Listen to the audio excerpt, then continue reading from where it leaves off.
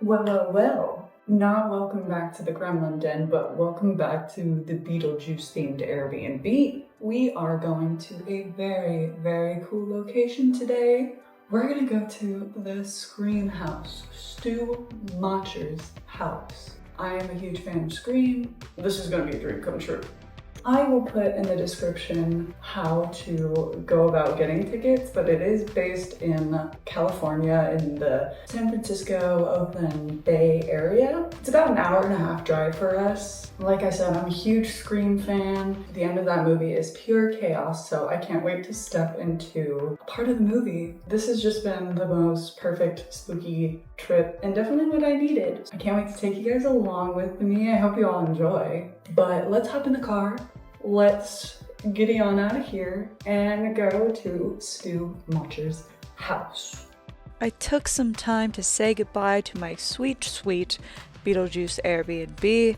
It was a treat and a treasure, but most importantly, a pleasure.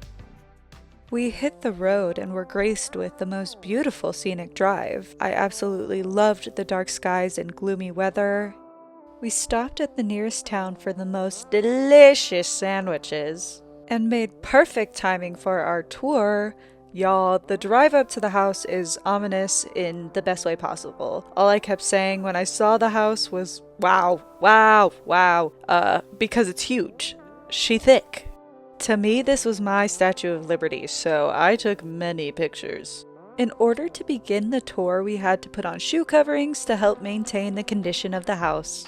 I am happy to confirm just how stunning this property is. It felt like a version of deja vu to me because I'm mentally ill and have seen this movie so many times, it feels like I've been here before. We were led around by our tour guide, Dane, who filled us in on fun facts and spots used in the movies.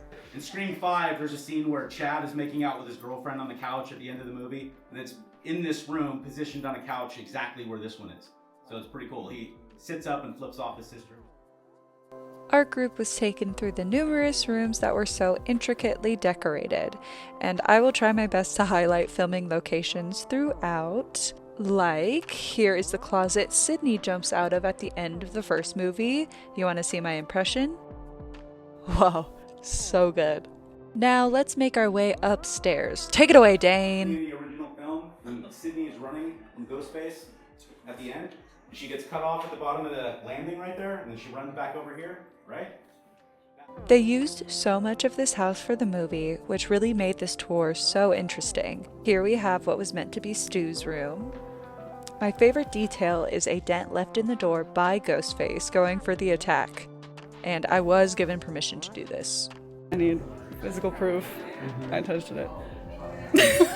Our next spot that you can see in the original flick is the bedroom where things got a little freaky, where cherries were popped. Yes, it's the bedroom where Sydney and Billy did the deed. The room is so long and it aided the film crew so they could all get inside and watch Billy get inside. She still gets cut off by Ghostface because there's another entrance to this room right here. That's how he gets. Like he knows. That's when you know it's Stu because he knows this house in and out, kind of thing. Back downstairs, we saw the other half of the bottom floor, starting with what used to be the living room where Randy gives his world-famous rules for surviving a scary movie speech. It is now a dining area, but I could spot those curtains anywhere. You ain't getting past me. I was delighted to see these tapes in the wild, but I was even more delighted to see the next room. This may have looked like the doorway to the basement, but it's actually just a pantry. Now, behold, the kitchen. A lot of cool things to point out in here.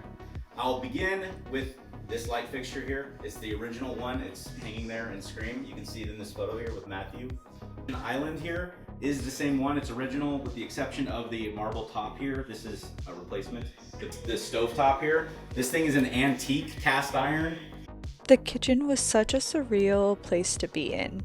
Many things like the stove and the kitchen island were here to witness Matthew Lillard and Skeet Ulrich go bonkers. I was feeling a little woozy over here at this desk. But at this point in the tour, they allowed us to take pictures, walk around, and really enjoy ourselves inside the estate.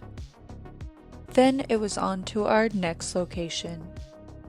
In the movie, it looks like the attic, doesn't it? Earlier when they covered up a door, it was in the corner over there, and that's where Sydney blocks the door with a surfboard, and this window right here on the left, and that's when you can see kind of a wide shot outside of her screaming. But then she runs to this window, and Nev Campbell actually did climb out this window. I got to look out and see where she descended, and let me just say, it is a far drop. Oh, girl. Oh, God. Now we found the actual door leading to the basement where the iconic garage door scene occurred. The honors, please. Oh! It works. Probably the only time in your lives you're going to be excited about it. Tatum enters the garage to go get beer. She walks over here to a refrigerator that's positioned exactly where that was. Yes, I did take pictures next to the water heater. And what about it? And you would do it too. With that, we finished our tour of the inside. Although I was sad to exit, the glorious sights around the home made it more bearable. Plus, there were some spots where they shot some of the scenes with Dewey and Gail outside. We finished up our tour by walking around the home a few more times, soaking it all in because I don't know when and if I'll ever be back. Now, I know someone out there will also want to attend this tour. I would like to first say I believe it's private property, so don't go wandering onto the estate. However, I booked my tour through an Instagram account called Spring Hill Estates Events, but this was their last tour, which is a shame. The vibes were so high. But I believe they are handing it off to another group called the Matcher House, so keep your eyes peeled. And well, I didn't film an outro, so thank you guys for watching, and I'll see you next time. Gremlin out.